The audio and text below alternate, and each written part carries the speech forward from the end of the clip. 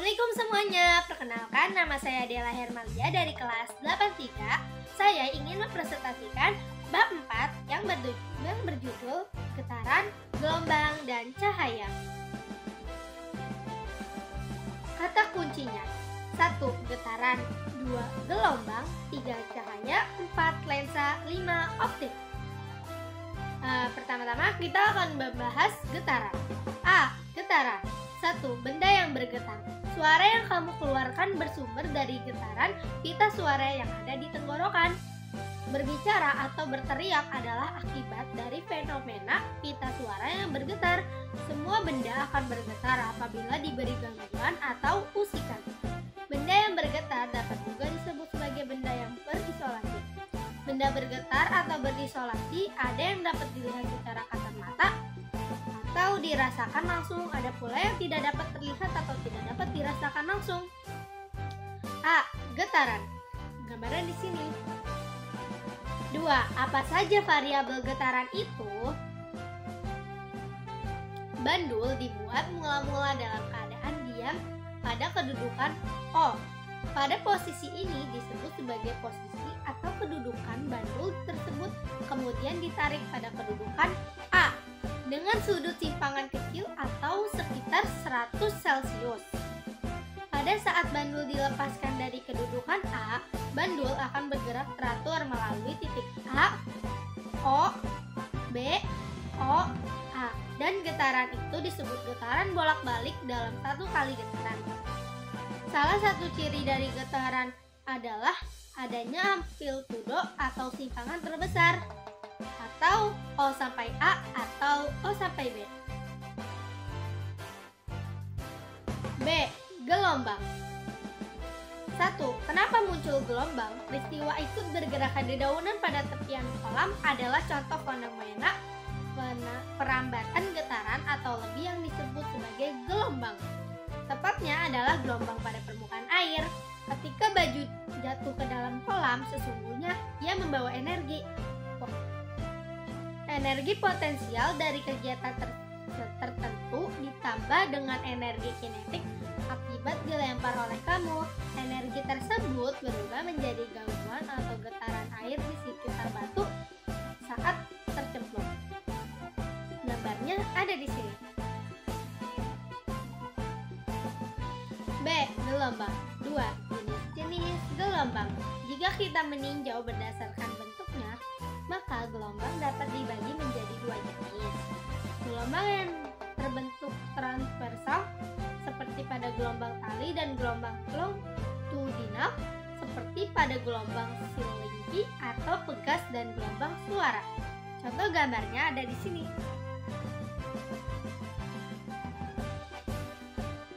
B. Gelombang. 2. Jenis-jenis gelombang. Jika kita menjumlahkan jarak bukit titik A sampai C dan jarak lembah atau titik C sampai E, kita akan mendapatkan satu satuan panjang, gelombang transversal atau yang disebut sebagai lambda A. Bisa pula satu lambda dinyatakan dengan jarak sejauh titik B ke titik F atau B, C, D, C, F, atau jarak dua puncak terdekat, sedangkan puncak titik B atau titik F disebut juga amplitudo atau simpangan tertinggi dari getaran yang merambat. Gelombang memiliki periode dan frekuensi dengan besaran yang sama pula. Periode T adalah banyaknya waktu yang diperlukan untuk mencapai satu panjang gelombang penuh. Sedangkan frekuensi F adalah banyaknya gelombang yang terjadi dalam 1 detik. 1 lambda adalah penjumlahan jarak rapatan ditambah dengan jarak regangan. Jenis-jenis gelombang. Contoh gelombang dalam kehidupan sehari-hari diantaranya adalah gelombang yang dapat dilihat jelas oleh mata manusia, yaitu gelombang laut berupa ombak, gelombang pada tali, gelombang udara, gelombang gempa, dan banyak lainnya. Kemudian gelombang yang kasat mata seperti gelombang radio, gelombang microwave, gelombang televisi, dan banyak lainnya yang kita kenal sebagai gelombang elektronik atau game. Game adalah gelombang yang muncul sebagai akibat getaran medan listrik dan medan magnetik.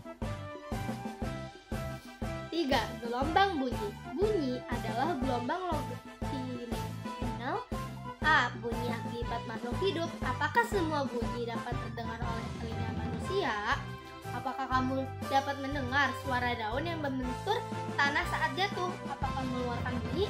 Jika tidak, maka benturan antara daun dengan permukaan tanah tersebut memiliki getaran kurang dari 20 getaran per sekon atau frekuensinya kurang dari 20 Hz. A. Bunyi akibat makhluk hidup. Berdasarkan terdengar atau tidaknya, bunyi dibagi menjadi 3 rentang frekuensi, yaitu infrasonik, audiosonik, dan ultrasonik. Bunyi infrasonik memiliki frekuensi dari 20 Hz. Bunyi infrasonik hanya mampu didengar oleh hewan-hewan tertentu seperti jangkrik dan anjing. Kemudian, bunyi yang memiliki frekuensi dalam rentang 20 sampai 20.000 Hz termaksud bunyi audiosonik. Pada frekuensi audiosonik inilah manusia dapat mendengar bunyi. Selanjutnya, bunyi dengan frekuensi di atas 20 Hz disebut sebagai bunyi ultrasonik yang digunakan oleh kelelawar, lumba-lumba, dan anjing adalah contoh hewan yang mendengar bunyi ultrasonik. C. Cahaya dan alat optik. 1. Sifat-sifat cahaya. Bintang-bintang yang bertaburan di malam hari yang cerah sesungguhnya memancarkan sinar yang bersumber dari bintang itu sendiri, bukan hasil dari pantulan. Bintang-bintang tersebut seperti halnya matahari yang memancarkan cahaya sendiri dari tubuhnya.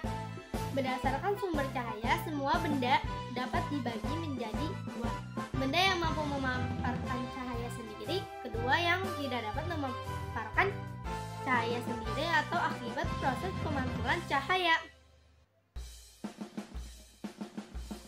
Cahaya dan alat optik. 1. Sifat-sifat cahaya. Cahaya yang dipancarkan oleh bintang disebut merambat lurus hingga mencapai mata saat melihatnya. Meski kamu berubah posisi dalam melihat, kerlip bintang akan tetap terlihat sama terang dengan frekuensi kerlip yang sama. Selama tidak ada yang menghalangi sinarnya, hal tersebut menunjukkan salah satu sifat cahaya, yaitu merambat lurus. Salah satu sifat cahaya lainnya yaitu cahaya yang dapat dipantulkan jika menumpuk atau permukaan bidang berbeda. Pemantulan cahaya yang terjadi dapat berupa pemantulan baur atau tidak teratur dan pemantulan teratur. Pemantulan baur dapat terjadi jika cahaya yang dipantulkan oleh bidang yang tidak rata atau tidak halus seperti keras aspal dan tembok. Sedangkan pemantulan teratur terjadi jika cahaya dipantulkan oleh bidang yang rata dan licin seperti cermin datar. Pada pemantulan baur dan pemantulan teratur, sudut pantulan cahaya besarnya selalu sama dengan sudut dari mana datangnya cahaya. Kemudian, cobalah kamu ambil batu tersebut. Jika sungai atau kali tidak terlalu dalam, menurut kamu apakah jarak antara saat batu terlihat dari atas air dengan jarak sebenarnya saat kamu mengambilnya di dalam air? Jika tidak sama, mengapa bisa demikian? 1. Sifat-sifat cahaya. Fenomena yang kamu amati adalah salah satu sifat lain yang dimiliki cahaya, yaitu dapat dibiasakan bermakna bahwa perambatan cahaya dapat dibelokkan dari arah sumber awal.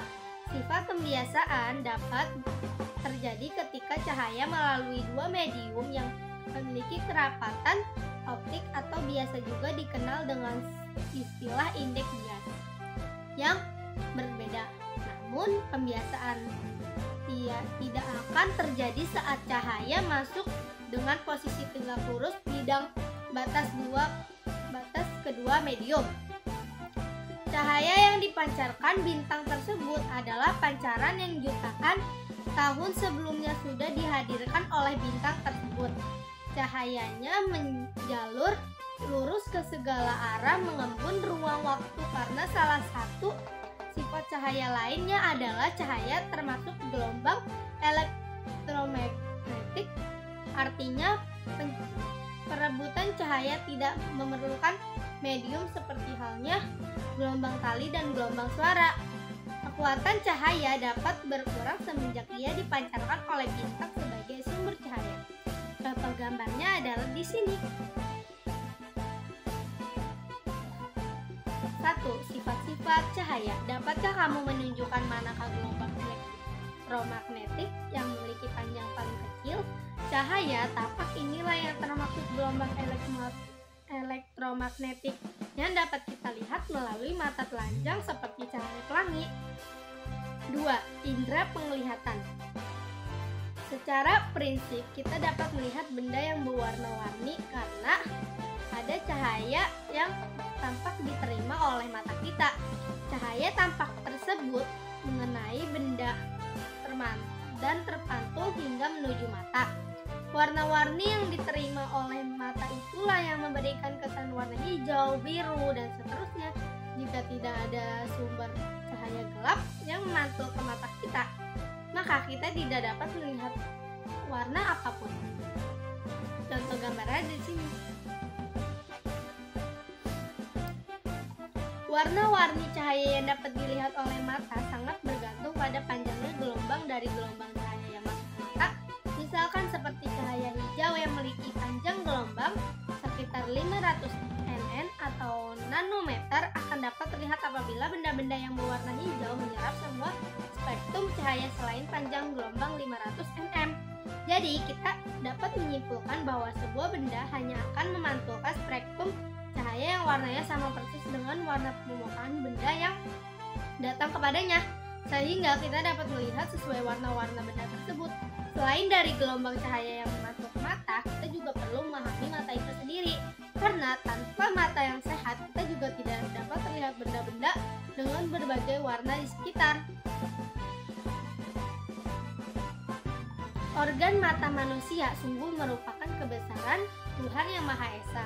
Mata diciptakan tersusun oleh beberapa bagian yang saling melengkapi dan masing-masing memiliki fungsi yang berbeda-beda serta penting. Mata kita dibalut oleh 3 lapis jaringan yang memiliki fungsi dan ketebalan berbeda. Lapisan luar adalah lapisan sklera. Lapisan sklera adalah membentuk kornea. Kemudian lapisan tengah disebut lapisan koroid.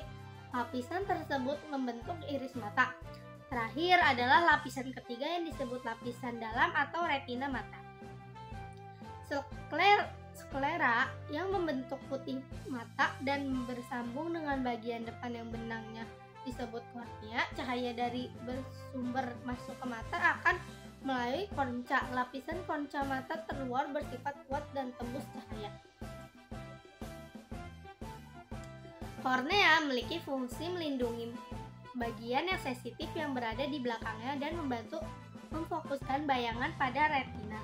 Setelah melewati kornea, selanjutnya cahaya akan dibawa menuju pupil. Pupil adalah bagian berwarna hitam yang merupakan jalan masuknya cahaya ke dalam mata. Pupil dikelilingi oleh iris. Sekarang kamu mengetahui bahwa warna mata sebenarnya adalah warna iris. Setelah melewati pupil, cahaya bergerak merambat menuju lensa. Lensa mata bersifat fleksibel. Otot siliar yang ada di dalam mata akan membantu mengubah kecembungan lensa mata kamu. Cahaya akan melewati lensa kemudian akan membentuk bayangan yang jatuh tepat di retina. Retina merupakan sel yang sensitif terhadap cahaya matahari atau saraf penerima rangsang sinar fotoreseptor. Retina terdiri atas 2 macam sel fotoreseptor, yaitu sel batang dan sel kerucut. Sel kerucut menjadikan kamu melihat berbagai warna. Sel batang akan menunjukkan respon ketika berada di tempat yang redup, cacat, atau kekurangannya pada sel kerucut. Berpengaruh terhadap kemampuan seseorang dalam membedakan warna atau dikenal sebagai buta warna. 3. Alat optik. manusia menciptakan alat-alat yang membantu dalam penglihatan. Alat bantu penglihatan atau yang dikenal sebagai alat optik untuk melihat benda-benda jauh seperti bintang dikenal dengan teleskop. Teleskop adalah alat optik yang membuat benda-benda yang berada pada tempat sangat jauh menjadi lebih jelas terlihat. Teleskop sederhana merupakan kombinasi antara dua lensa cembung yang terletak pada bagian dalam badan teropong. Lensa yang lebih besar disebut lensa objektif, sedangkan yang lebih kecil lensa okuler, lensa yang berada di dekat mata. Lensa objektif membentuk sebuah bayangan dan kemudian bayangan tersebut akan diperbesar oleh lensa okuler. Saat sedang meneropong benda langit seperti bintang atau galaksi, kita memerlukan perbesaran teropong yang lebih tinggi untuk jarak-jarak dalam rasio juta tahun cahaya, maka teleskop pun harus berukuran besar seperti dimiliki lembaga antariksa Amerika Serikat, NASA. Teleskop tersebut memiliki kemampuan untuk melihat galaksi Andromeda dengan lebih jelas. Gambarnya ada di sini. Tahukah kamu bagaimana foto galaksi Andromeda pada bagian awal buku ini? Dapat direkam? Ya, benar. Kita memerlukan teknologi optik yang lain, yaitu kamera. Pada prinsipnya, kamera bekerja seperti halnya mata kita. Kamera membutuhkan pantulan cahaya masuk ke dalam sistem lensanya. Gambar ditangkap kemudian direkam dalam medium yang sensitif terhadap cahaya. Dahulu kita mengenalnya roll film.